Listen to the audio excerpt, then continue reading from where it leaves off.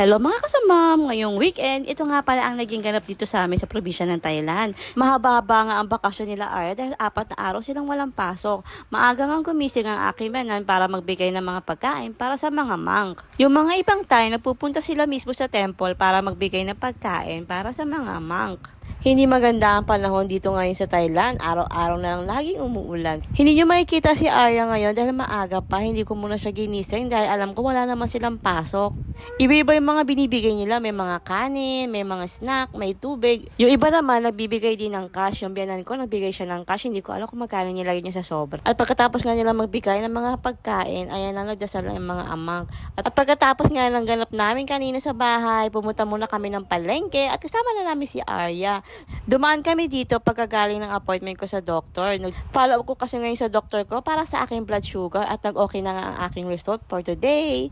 At yan nga ang mga pinuntahan namin sa market.